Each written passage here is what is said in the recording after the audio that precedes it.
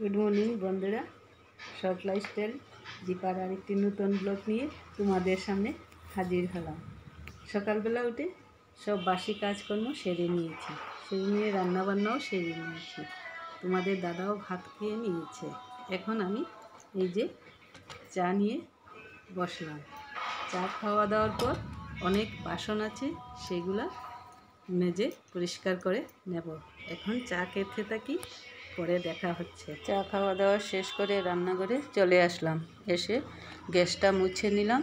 বাসন ছিল, বাসনগুলোও মেজে জায়গা মতো রেখে দিলাম, দিয়ে সিঙ্কটাও পরিষ্কার করে নিলাম।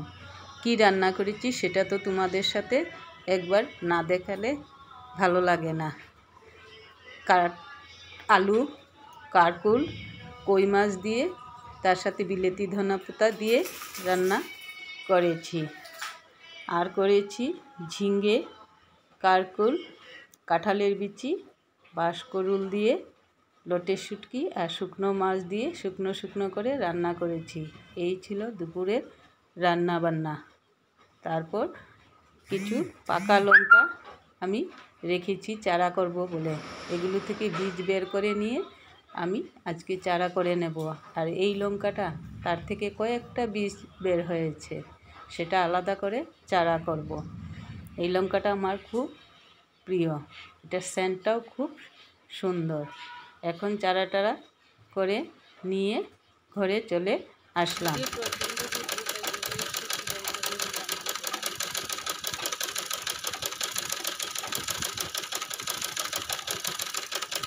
এর হাতে লাগানো ঝিঙ্গে গাছ থেকে ঝিঙ্গে পেড়ে আনার আনন্দই আলাদা।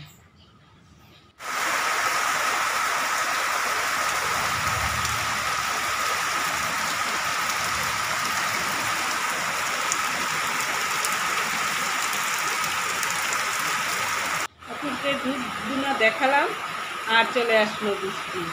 এখন বৃষ্টিতে আর কি করব, এখন চা বানিয়ে নিয়েছি। চা বানিয়ে এখন চা খেয়ে নেব। আর এই বৃষ্টিতে তো আর কিছু করার নেই, আর ব্লগটাও আর বড় করছি না। যদি ব্লগটা ভালো লেগে থাকে তাহলে লাইক, শেয়ার, সাবস্ক্রাইব করে দেবে। আর এখানেই রাখলাম, নতুন একটি ব্লগের সাথে দেখা হবে। টাটা।